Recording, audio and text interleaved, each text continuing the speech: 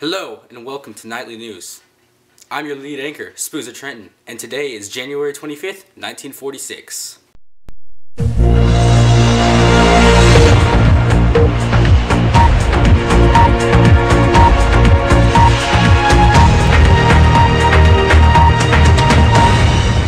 Reporting from New York. Today is a very special day. As we try to recover from this great war that has taken place, we need to take time to remember those who have given their lives to our country, that is America. Today hits the 1-year marking of the end of the largest and bloodiest battles this country has ever fought, the Battle of the Bulge. In a mere month and a half, from December 16, 1944 to January 25, 1945, we have experienced more than 75,000 casualties, while the Germans had experienced near 100,000 casualties and many prisoners of war. Through hard fighting and much offensive change of hands, we eventually came out victorious and filled with morale. Without the key victory, this war as we know it might have changed much differently. We will take a short intermission and we'll be back with a special guest. Hello everyone, we are back and we are here with Nilan Deedham, a veteran who fought in the Battle of the Bulge and survived the war. Might I start off with asking you where you were during the battle? It was crazy, man. I was in the 28th Division of the United States Infantry. You know that? You know that division? It's crazy. This battle was one of the harshest battles in the war. My battalion was sent right into the middle. The middle, man. The Germans heavily outnumbered us at the town of St. Vith. I mean, heavily, dude. When I say heavily, I mean by a lot. And I had to fight as hard as I could just to stay alive. As hard as I could. Not soft fighting, hard fighting. As I could. Next question. Indeed. And what did you have to do once the Germans started advancing? Where was I during the battle? Oh man, once the fighting started, it's hard, man. I think as the Germans advanced upon us, I was forced into retreat. Yeah, I retreated until I had left the city entirely. St. Vith was lost, man. Just lost. Germans running everywhere. The city was in ruins, and we were half lost. Many great men. A lot of great men. It's not funny, but it helps to laugh sometimes. Next question. A very sad day indeed. How did your division react to the German offensive? It's coming back to me now. I mean, I think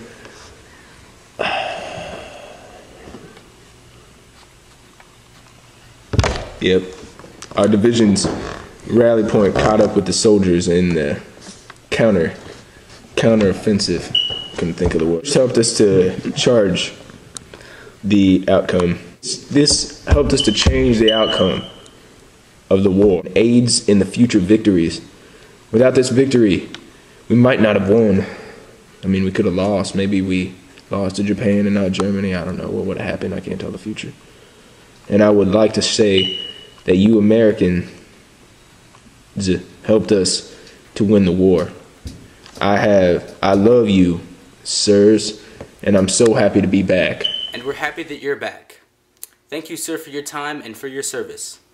We will take another short intermission, and we will be back with never-before-seen footage. Hello, everybody, and here you go. Never-before-seen footage of the battle. Take a look. By late 1944, Germany was losing the war. The Red Army was closing in on the Eastern Front while Allied bombings were wreaking havoc on German cities. The Italian peninsula had been captured and liberated, and the Allied armies were advancing through France.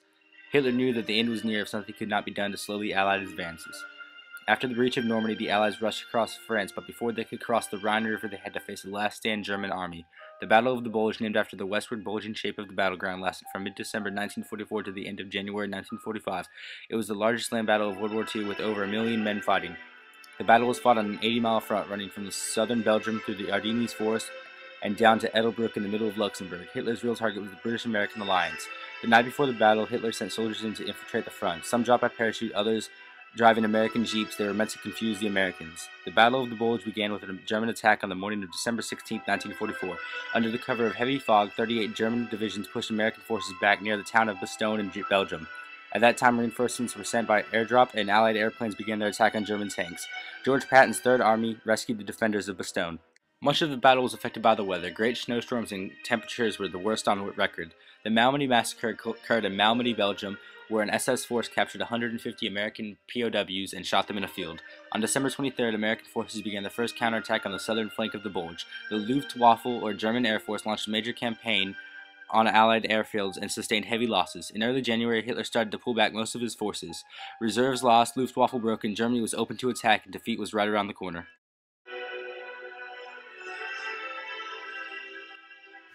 That footage really was touching. This battle was a huge boost for us, but also a huge loss. Many Americans lost their lives in this battle. Thank you everyone for joining us here today, and make sure you keep those who gave their lives to us dear to your heart. Have a good night.